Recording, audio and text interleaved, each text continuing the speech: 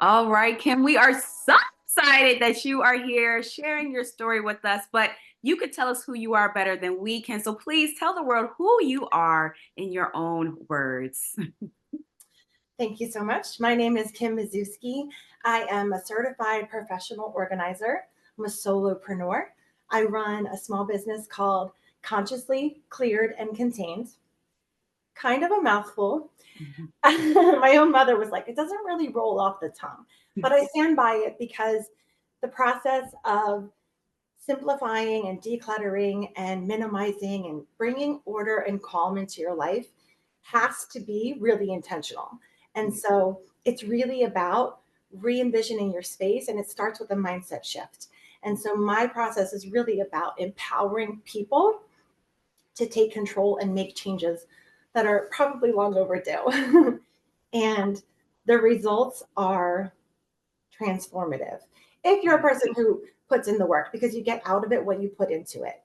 And it's a total privilege to be able to come into people's homes and see the parts of themselves that they hide from everyone else.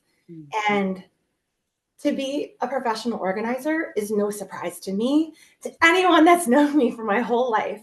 But to be a small business owner is so unexpected. And so I think about, I want to do this interview for me when I was a teenager and I was so depressed and so angry and so lost and unsure of myself. And to go back to her and say, like, you have no idea what's in store.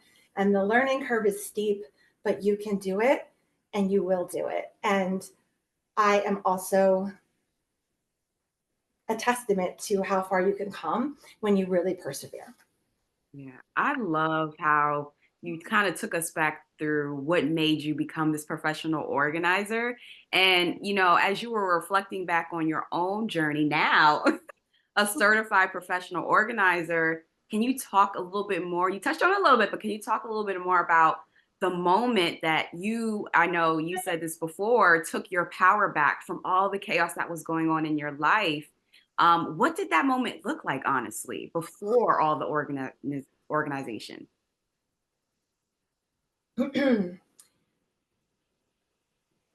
it just it started as a whisper Mm, in my head, this tiny little seed that was planted, and I don't know even where it came from.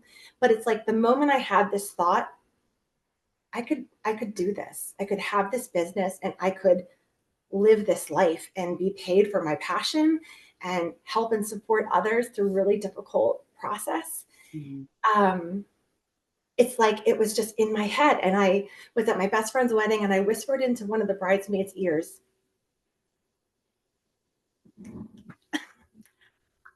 I could do this.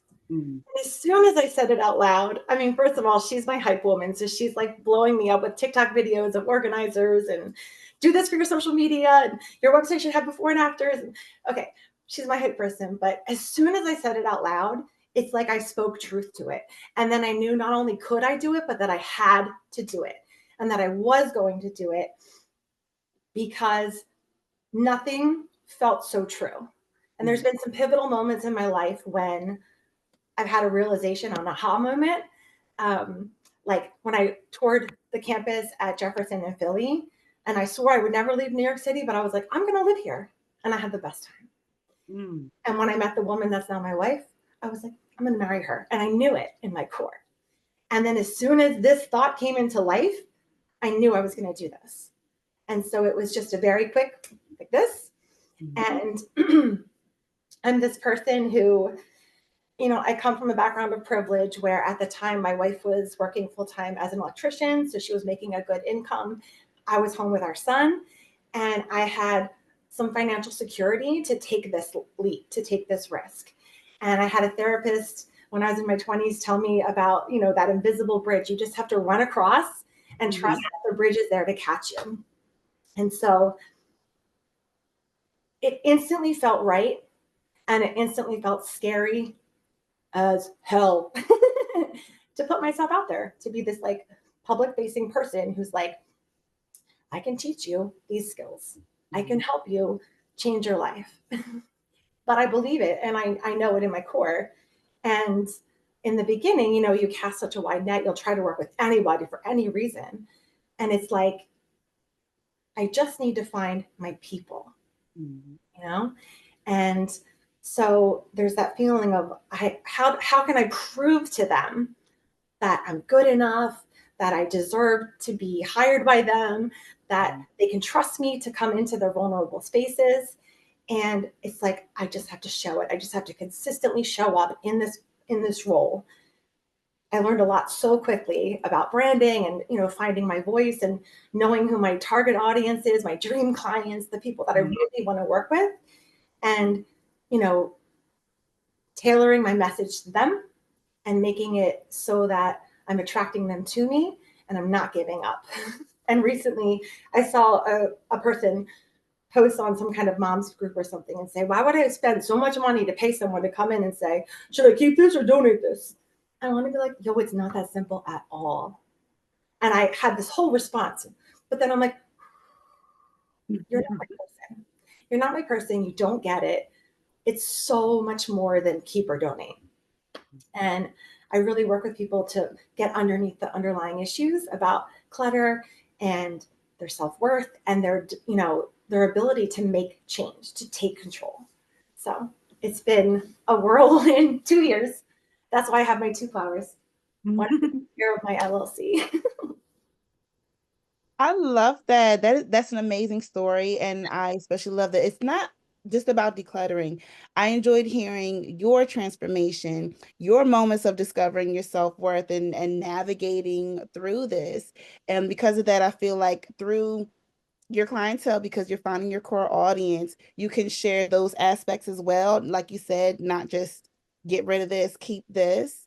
So, to that core audience person, I know you said decluttering is a practice, it's self-love, it's an act of resistance. I mean, Yes. can you tell us why for those who just don't get it yet? Keyword yet. Keyword yet. Okay, so like, you know how our country is falling apart right now? Can I say that on here? You know how it's Yeah. a total disaster and everything is awful and it's really scary and we don't know what's happening and there's just so much. And so, you know, we wake up and we are rushing out the door to get our kids to school, to get to work on time, to hustle throughout the day. And we're being on and we're being brave and we're being, you know, this strong front. And then we come home and there's this feeling of just like collapsing, just collapsing into your home. Your home will receive you. But like imagine what that the difference of coming home to like a tidy home would be like. Like what if you could just collapse on the couch and that could be it? You don't have 6 trillion things surrounding you as a mental burden, as a reminder that you have responsibilities, you have a lot of work to do, you have things you're responsible for. You could just sit and relax. No distractions, no numbing from over consuming or from being like, oh, I have to clean up. Just being present in a space that feels really safe and calming and that restores you at the end of the day. Coming home and feeling really good in your space. People don't have that. People don't know what that feels like. And the thing about this whole process is like this is a skill set that people were never taught. Or maybe they were taught one very strict, rigid way that doesn't work for them for whatever reason. My wife and I have very different organizing styles, and my way is not right and her way is not wrong. It's like we're just very different. So we have to communicate to get on the same page about things. But people, you know, my mom was a hoarder. I never learned these things. Or my home had to be perfectly clean at all the time. Or my parents would just say, clean your room, and they would never say how. People are crying, like literally tears in their sessions because they're like, I'm in my 40s, I'm in my 50s, I should know how to do this. And so we strip away the shame because that's not helpful. And we give ourselves lots of grace because we live in a world where shit is constantly coming our way, um, from everywhere, everything, all the time. And not just product and tangible clutter that's physical, but the digital clutter and just the mental noise that we live in. And so, imagine stepping away from that and actively choosing to say, no, not in my house. Because the truth is, like, you are your own gatekeeper and you can keep that shit out. And it's about learning boundaries, and it's about being really clear on your vision for your family, for your home, for what you want from life, and taking control, because this is something you can control. And it's something that you can learn. And sometimes it's uncomfortable to learn new things, but that doesn't mean you cannot learn. And I'm patient, and I have tons of tricks and tips and tools to kind of come at it from many different approaches, because my clients are all so different and there's no one right way to do this. So it's a matter of trust. It's a matter of believing that you can make the change and committing to it. Yeah, I love how you said committing. It's all about the commitments that we make to the outcome that we see. And for the woman who is stuck, right? Mm. And I love how you said, clutter is a underground thing of maybe depression or anxiety or the different inner things that we go on. What it would be her first two steps to um, getting clearer where the outcome is that she starts being able to organize her home, organize a space where she can feel mentally clean because we know it's an undergirding thing. Yes, that's a really good question. Okay, first two steps. First of all, the woman who feels stuck is, I want to say every woman. I mean, generally, every client who I speak with on the phone in that initial call is like, I'm suffocated. I'm overwhelmed. I feel stuck. I feel buried by clutter. Um, I want to burn my house down and start all over. I mean, very extreme, very emotional responses from people when they're first talking to me. And so, think about the courage it takes to pick up the phone and say that to somebody. Um, so I think the very first thing is to, like, just imagine, like, let's say you do the process. Let's say you DIY, or you have family help you, or you do it yourself. Let's say you do it. Like, what's the end result? How do you know that you've been successful? What do you feel like in each space of your home? What does your bedroom look like and feel like? What does your kitchen look like and feel like? How does it function? How do you know it works? How do you know you've been successful? And really getting so personal about that, but also knowing why. Like, why is it important that your bedroom is restful and allows for a good connection? Why is it important that your family room makes everyone feel included and it's warm and inviting? Why are these things important to you? So, like, knowing your why, going back to, like, what really, really matters. It's like when you first came into your home and it was empty, I know you didn't think, oh, I can't wait to fill this up with crap. Like, you wanted it to have this meaning and this, and to be this solace for you. And so, like, somewhere along the way, we got a little lost.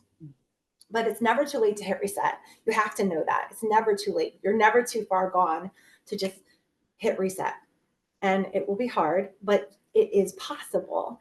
And so the one thing is, if you look at any before and after, if you look at any transformation, any, like, YouTube reel, Instagram, TikTok, whatever, the one thing that you see in common in all of the after pictures is space, a lot less stuff, and just open. It's open and spacious, because everything has a home, right? The homes of the belongings in your house are items that you cherish, you love, you use. They're important to you.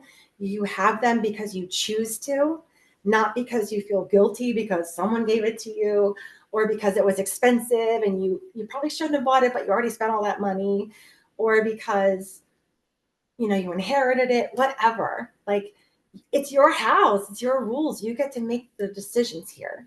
And the process of decluttering is just thousands upon thousands of decisions, because it forces you to literally open your eyes to everything in your home and take inventory to assess what you have, when we can really easily walk around with blinders on and just be in our house in autopilot and go through the motions and just ignore these piles in the corner and ignore the fact that when you open that closet door, things fall out, and ignore the fact that you can't even see the floor in the toy room because the kids have so much stuff.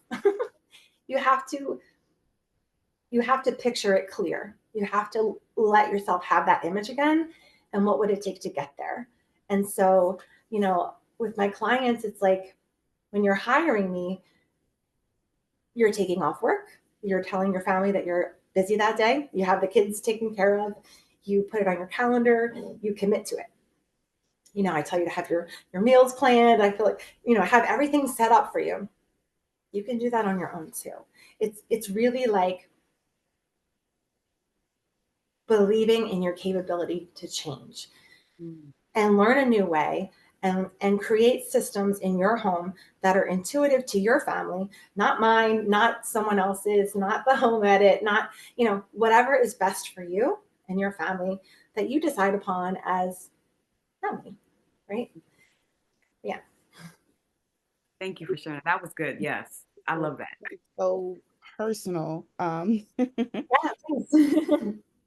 So we are going to round this off with a very important question, if you're ready for it. When is one thing that you would tell a female entrepreneur about owning her story? Oh my God, I love that so much. Whew. It's emotional. It's very, whew. I still can't believe that this is my story and I'm in it. Um, I think,